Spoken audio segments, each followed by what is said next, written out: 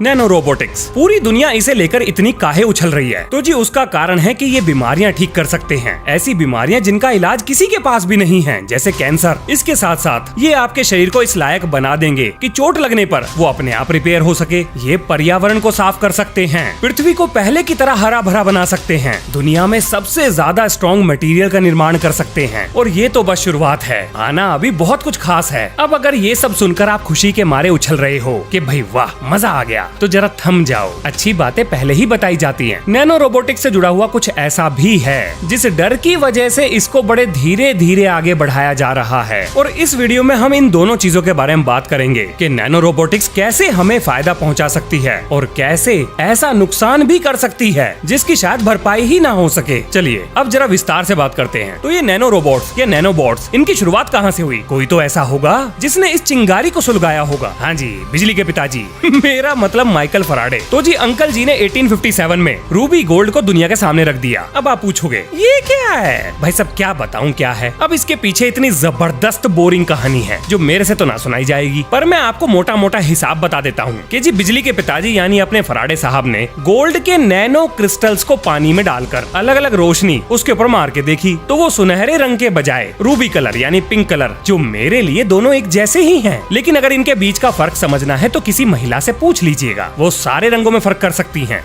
इतना special talent आदमियों में कहाँ होता है। तो जी फराडे साहब के एक्सपेरिमेंट में रूबी गोल्ड कलर निकल के आया और यहाँ से पहली बार पता चला कि छोटी छोटी चीजें यानी कि नैनो पार्टिकल्स बड़े ही विचित्र काम कर सकते हैं। और उसके बाद लोगों ने इस तरफ ध्यान देना शुरू कर दिया। लेकिन अगर आपको इतिहास के कीड़े ने काट रखा है तो आपकी जिज्ञासा को शांत करने के लिए मैं आपको आर्टिकल पढ़ने के लिए उसके वेब पेज का लिंक विज्ञान रिचार्ज के व्हाट्सएप चैनल पे दे दूंगा। आराम से पढ़ो, भर भर के इतिहास बताया हुआ है, जिसमें से एक पेज MIT की वेबसाइट का भी है। अब मुझे तो वो लोग घुसने ना दे रहे, क्या पता आपको अलाउ कर दे। हालांकि मेरा कोई ज्यादा इंटरेस्ट था भी नहीं इतिहास में, क्योंकि मैंने पहले से उसके बारे में पढ़ रखा था। आगे चलते हैं। अब मैं जानता हूँ आपके दिमाग में क्या चल रहा होगा। आप सोच रहे होंगे वाह भाई साहब वाह, आपसे बस इतना पूछा था कि इन सब की शुरुआत कहाँ से हुई और आपने तो पूरे पोथी पत्रे ही खोल दिए। वैसे इसे मैं अपनी तारीफ ही समझूंगा, क्योंकि हम तो है ही आदत से मजबूर। चलो जरा पहले मुद्दे पे चलते हैं। नैनो रोबोटिक्स में नैनो क्या चीज है, कितना छोटा है ये, आओ पता करते हैं। अब ये बताने से पहले आपको ये पता होना चाहिए कि नैनो स्केल नाम की भी एक चीज होती है। हाँ जी, ये अपना खुद का स्केल लेकर घूम रहा है। जैसे मीटर स्केल होता है ना 1 मीटर का, ऐसे ही नैनोमीटर के लिए नैनो स्केल इस्तेमाल किया जाता है, जिसमें 1 नैनोमीटर से लेकर 100 नैनोमीटर तक चीजों को नापा जाता है। अब ये सब सुनकर आपकी सेहत पे कोई फर्क नहीं पड़ रहा होगा, पड़ना भी नहीं चाहिए। लेकिन आगे सुनो, हमारा जो बाल है उसकी जो मोटाई है वो 60,000 नैनोमीटर है। अगर 1 मीटर के 100 करोड़ टुकड़े कर दिए जाएं, तो एक टुकड़े की जो लंबाई होगी वो 1 नैनोमीटर के बराबर होगी। अगर धरती का साइज 1 मीटर को दर्शाता है तो कंचा 1 नैनोमीटर को दर्शाएगा।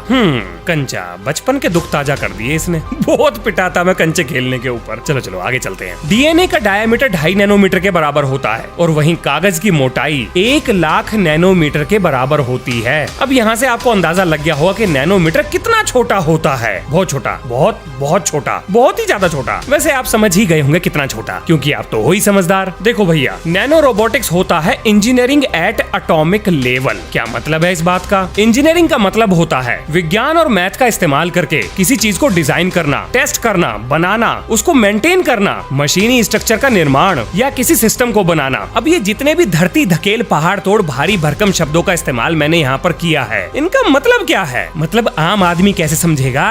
ये तो मैंगो मैन के बीच में कंफ्यूजन पैदा कर देगा। अरे चिंता क्यों करते हो, सबकी समस्याएं सुलझाई जाएंगी, बस 1 मिनट का इंतजार रख लो, उसी टॉपिक पे आ रहा हूँ। आगे सुनो। अब ये जितनी भी चीजें मैंने बताई हैं, अगर ये सब नैनो स्केल पर की जाएं, यानी बहुत ही छोटे स्तर पर, तब हम इसे नैनो इंजीनियरिंग कहेंगे। अब आप सोच रहे होंगे ये क्या चल रहा है? जो चीज आंखों से दिखाई नहीं दे सकती, उस मशीन के उर्जे पुर्जे कैसे बनेंगे? ये तो सुनने में ही नामुमकिन लग रहा है। हाँ जी, लग तो रहा है लेकिन है नहीं। सबूत चाहिए? भर भर के मिलेंगे। रुक जाओ बस थोड़ी देर। अब जरा थोड़ी देर के लिए मान लो कि ये सारी चीजें संभव हैं। मान लोगे ना? नहीं मानोगे? अरे मान लो यार, ठीक है कोई बात नहीं। तो नैनो टेक्नोलॉजी क्या कर सकती है ये मैं आपको बाद में बताऊंगा। पहले ये देख लो कि आखिर नैनो रोबोट्स बनाए कैसे जाते हैं। ये है कोलंबिया डिस्ट्रिक्ट यूनिवर्सिटी में मैकेनिकल इंजीनियरिंग के प्रोफेसर यानी प्रोफेसर पवन त्यागी, जो यहाँ पर ये बता रहे हैं कि नैनो रोबोट्स कैसे बनाए जाते हैं। इसके लिए इस्तेमाल किया जाता है फोटोलिथोग्राफी मशीन का। अब इसका क्या मतलब है? तो जी इसका वही मतलब है जो माँ की चप्पल और हमारे गाल पर छपे हुए उसके निशान का है। बस यहाँ पर फर्क इतना है कि चप्पल एप्पल की जगह रोशनी का प्रयोग किया जाएगा, यानी लाइट का, और हमारे गाल की जगह सिलिकॉन वेफर का इस्तेमाल किया जाएगा। अब अगर ये लाइट के पार्टिकल सिलिकॉन वेफर पर टकराएंगे तो वहाँ एक निशान छोड़ेंगे। हाँ जी, नैनो स्केल पे ये सब होता है। और इस तरह के निशानों को मिलाकर एक प्रिंट बनाया जाएगा और उस प्रिंट में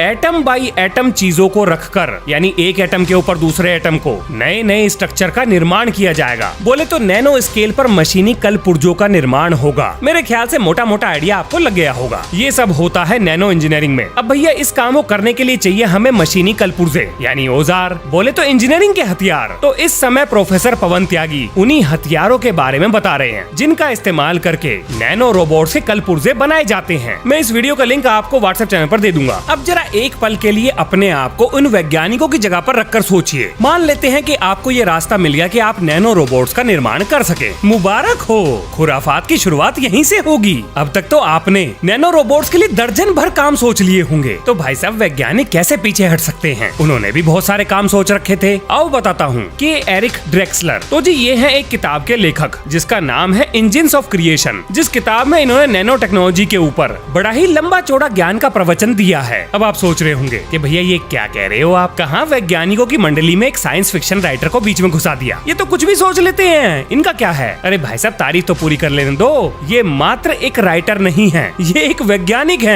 ये जनाब MIT से मॉलिक्यूलर नैनो टेक्नोलॉजी में PhD डिग्री होल्डर हैं। कान खड़के आगे सुनो। इनके हिसाब से नैनो टेक्नोलॉजी का इस्तेमाल करके वातावरण को दूषित होने से बचाया जा सकता है। वो कैसे? ये ऐसे नैनो रोबोट्स की फौज तैयार कर देंगे जो वातावरण में उसको दूषित करने वाले एटम्स को, हाँ जी, एटॉमिक लेवल पर सफाई होगी, एब्जॉर्ब करके या परिवर्तित करके या उनका नया कंपाउंड बनाकर साफ हवा से दूर कर देंगे। और ये काम सिर्फ हवा में ही नहीं होगा, पानी में भी होगा। ये नैनो रोबोट्स साफ पानी से गंदगी को बिल्कुल अलग कर देंगे, फर्टिलाइजर को अलग कर देंगे, केमिकल्स को हटा देंगे। अब आप सोच रहे होंगे क्या ये संभव भी है? हाँ जी, बिल्कुल है। लैब के अंदर जो एक्सपेरिमेंट किए गए हैं उनमें तो ये चीज साबित भी हो चुकी है, लेकिन बड़े स्केल पर वैज्ञानिक इस काम को करते हुए अभी डर रहे हैं और उनका डर बिल्कुल सच्चा है। वैसे ये डरने डराने वाली जो बातें हैं ये हम वीडियो के एंड में ही करेंगे। फिलहाल के लिए नैनो टेक्नोलॉजी पे आगे बढ़ते हैं। अब जरा आपको दर्शन करा देता हूँ उन चीजों के जो कि हमने नैनो टेक्नोलॉजी का इस्तेमाल करके बनाई हैं। भाई साहब, जर्मनी के वैज्ञानिकों ने एक सिंगल एटम पर चलने वाला इंजन बना लिया है, नैनो स्केल इंजन। अब जैसे नॉर्मल इंजन में फ्यूल को जलाकर मिलने वाली हीट एनर्जी पिस्टन को चलाती है, ठीक उसी प्रकार से इस इंजन में भी लेजर्स की मदद से इलेक्ट्रोमैग्नेटिक एनवायरनमेंट में एक एटम को बार बार गर्म और ठंडा किया जाता है। अब इस गर्म ठंडे एनवायरनमेंट में ये सिंगल एटम उस पिस्टन की जगह आगे पीछे मूव करता है। ये है दुनिया का इकलौता और पहला सिंगल एटम इंजन। अब देखो, किसी भी रोबोट को चलाने के लिए चाहिए हमें मशीनी पार्ट, तो क्यों ना एक काम करें, शरीर के DNA का इस्तेमाल करके मशीनी पार्ट का निर्माण कर लिया जाए। क्या ये संभव है? हाँ जी, बिल्कुल है। इसको कहते हैं DNA ऑर्गामी। और इससे जुड़ा हुआ एक्सपेरिमेंट तो अपने यानी कि भारत के इंडियन इंस्टीट्यूट ऑफ साइंस में वैज्ञानिकों की एक टीम ने भी परफॉर्म किया था। हालांकि वो बायोलॉजी से जुड़ा हुआ था तो वो अपने सर के ऊपर से बाउंसर चला गया। उसका लिंक मैं दे दूंगा, आप पढ़ लेना। अब DNA ऑर्गामी ने ये साबित कर दिया कि जिन सिद्धांतों का इस्तेमाल करके हम मशीन के पार्ट्स को बनाते हैं, उन सिद्धांतों का इस्तेमाल करके नैनो स्केल पर उन्हीं सेम मशीन पार्ट्स को बनाया जा सकता है। अब अगर मशीनी पार्ट बन सकते हैं तो जाहिर सी बात है नैनो रोबोट्स भी बन सकते हैं। और वही हुआ, नैनो रोबोट्स भी बन गए। सुनो ध्यान से भैया, स्विट्जरलैंड के फेडरल इंस्टीट्यूट ऑफ टेक्नोलॉजी के वैज्ञानिकों ने एक ऐसा नैनो स्विमर बनाया जो शरीर में किसी एक टारगेट सेल को पकड़कर उसकी अच्छे से मरम्मत कर सके। देखो, अपना पूरा शरीर सेल से मिलकर बना है, तो अगर कोई सेल बीमार हो जाए या बीमारी फैलाने का कारण बन जाए तो ये रोबोट उसके पास जाएगा, उसके हालचाल लेगा, और अगर दवा दारू करके वो ठीक होता होगा तो ये मेडिसिन डिलीवर कर देगा, उसी सेल को करेगा, बाकी शरीर पे फर्क नहीं पड़ेगा। और भैया अगर उसे ठीक करना संभव नहीं हुआ तो वहीं पे उसको खर्चा पानी रसीद करके उसका काम तमाम कर देगा। बोले तो आपको बीमारी से छुटकारा मिल जाएगा। अब आप सोच रहे होंगे इन सबको कंट्रोल कैसे करते होंगे, क्योंकि अगर ये डाकू होकर बेकाबू किसी हट्टे कट्टे सेल से जाकर भिड़ गया और उसको जबरदस्ती पकड़कर उसका इलाज कर दिया जिसकी उसको जरूरत थी ही नहीं, तो पता चला कि हमारा कोई सा अंग काम करना बंद कर दे, इसका क्या भरोसा? हमें थोड़ी पता है ये किसको जाकर रिपेयर कर रहा है। तो देखो जी, इन्हें हम मैग्नेटिकली कंट्रोल करते हैं, ये तो आप समझते ही होंगे, इलेक्ट्रिसिटी, मैग्नेटिज्म, इलेक्ट्रोमैग्नेटिज्म। तो जी इन नैनो बोर्ड्स को इलेक्ट्रोमैग्नेटिज्म की मदद से कंट्रोल किया जाता है और ये बिल्कुल वैसे ही काम करते हैं जैसा इन्हें सिखा पढ़ाकर भेजा गया है। मोटा मोटा आप बस ये समझ लो कि आपके शरीर में जाकर ये कोई भी नाटी हरकतें ना करेगा। उम्मीद तो यही है कि ना करे, बाकी कहा नहीं जा सकता। अब यहाँ पर आप ये सोच रहे होंगे कि भाई इतना रिस्क लेके कोई फायदा तो नजर आ नहीं रहा, ये गड़बड़ भी कर सकता है,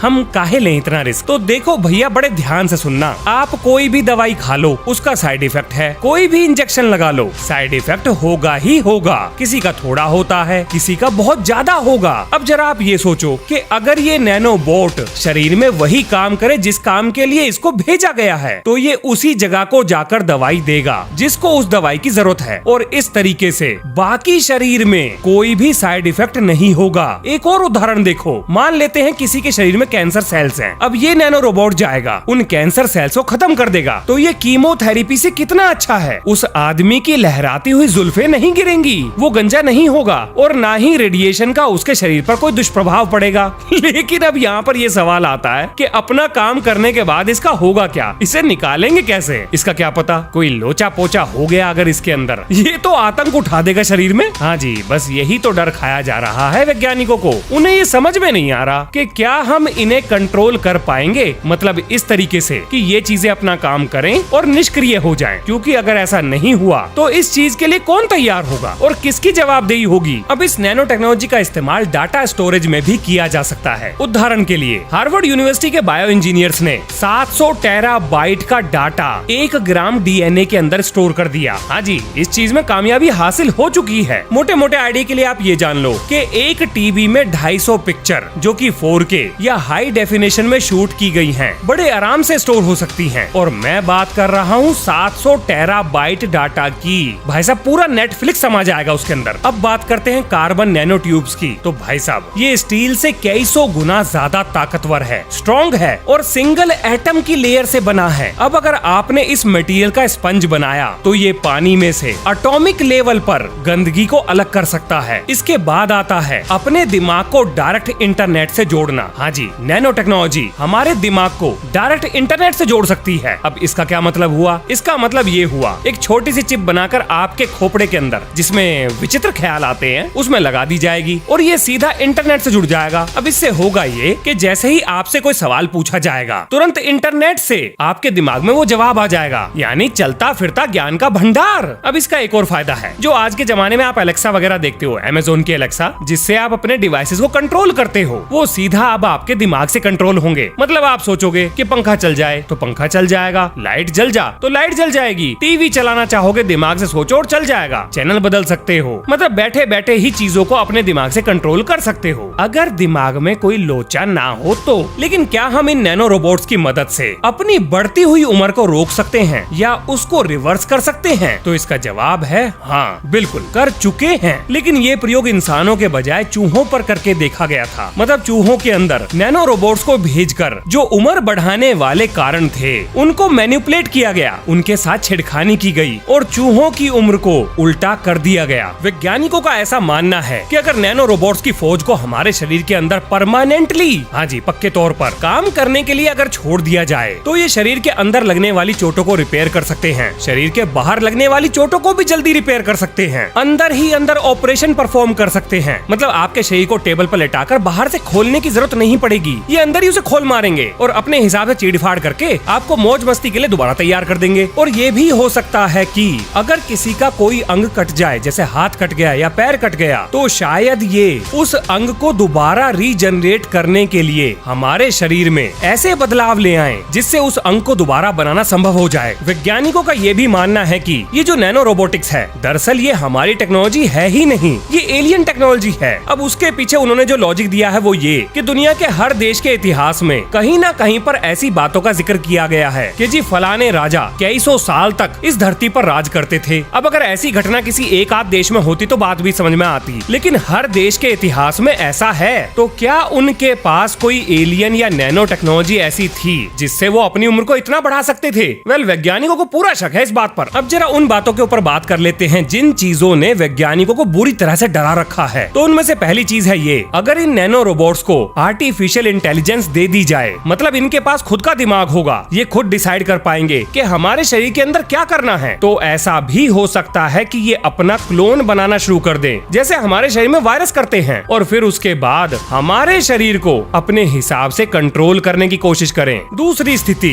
अगर हम अपने दिमाग को डायरेक्ट इंटरनेट से जोड़ देंगे, तो भाई साहब जरा सोचिए, आपके दिमाग को इन्फ्लुएंस करने के लिए सरकारी तंत्र इसका फायदा नहीं उठाएगा, इसकी गारंटी कौन लेगा? इसका इस्तेमाल करके डेमोक्रेसी को प्रभावित किया जा सकता है, लोगों के डिसीजन मेकिंग एबिलिटी को कंट्रोल किया जा सकता है। अगर नैनो रोबोट्स हमारे शरीर में परमानेंटली छोड़ दिए जाएंगे तो हम क्या करते हैं, क्या नहीं करते, कब करते हैं, इसकी तो पूरी प्राइवेसी खत्म हो जाएगी। यानी अगर कोई आपके बारे में जानना चाहेगा तो वो इन नैनो रोबोट्स की मदद से आपकी सारी जानकारी, सारी प्राइवेट इंफॉर्मेशन सब कुछ पता लगा सकता है। बोले तो क्या खाते हो, क्या पीते हो, किसके साथ घूमते हो, कौन सा वाहन चलाते हो, बैंक में कितने पैसे हैं, कितना उधार है और पैसे वापस देने का इरादा है भी या नहीं। सोचो अगर ये सब पता लग जाएगा तो जीवन में सारा मजा खत्म हो जाएगा। 60 साल पहले नैनो टेक्नोलॉजी सिर्फ किताबों तक सीमित थी, आज ये हमारे सामने खड़ी है। इसके बहुत सारे फायदे हो सकते हैं। ये हमारी गंदी खाने पीने की आदतों के बावजूद भी हमें फिट रख सकती है, वातावरण को साफ रख सकती है, हमारी उम्र बढ़ा सकती है। लेकिन इसके साथ साथ इसके रिस्क भी हैं। ये एटॉमिक लेवल पर काम करती है, हमारे सेल्स के साथ छेड़खानी कर सकती है। आप किसी भी टेक्नोलॉजी का इतिहास उठाकर देख लीजिए, सबके साथ कोई ना कोई दुर्घटना या माल फंक्शन हुए ही हैं। अब अगर इनके साथ कोई माल फंक्शन हो गया जो हमारे शरीर के अंदर हो गया तो भैया हमारा क्या होगा? या इसका उल्टा सोचिए, जितनी उम्मीद हमने इन चीजों से पाली हुई है, अगर ये उससे बेहतर काम करने लगे, यानी कि ये सुपर इंटेलिजेंट हो गए, इनके पास खुद की डिसीजन मेकिंग एबिलिटी आ गई, तो जब तक हमें ये बात पता लगेगी, मेरे ख्याल से तब तक देर हो जाएगी। आप क्या सोचते हैं इस टेक्नोलॉजी के बारे में? कमेंट में जरूर बताइएगा। चलो जाने से पहले एक मजे की बात बताता हूँ। अक्सर आपने जितने भी यूएफओ की एक्टिविटी सुनी होंगी वो सारी अमेरिका से जुड़ी हुई है, लेकिन क्या आपको पता है अनआइडेंटिफाइड फ्लाइंग ऑब्जेक्ट से जुड़ी हुई घटनाएं रशिया में अमेरिका से भी ज्यादा हुई हैं। पर क्योंकि रशिया में इंफॉर्मेशन को छुपा कर रखा जाता है तो पब्लिक डोमेन में सारी चीजें बाहर निकल कर नहीं आई, लेकिन कुछ चीजें हाल फिलहाल में पता लगी हैं। अगर आपको जानने में इंटरेस्ट है तो मैं उसके ऊपर वीडियो बना दूंगा। तब तक के लिए खुश रहें, मस्त रहें, जबरदस्त रहें। मिलते हैं नेक्स्ट वीडियो में। जय हिंद, जय भारत।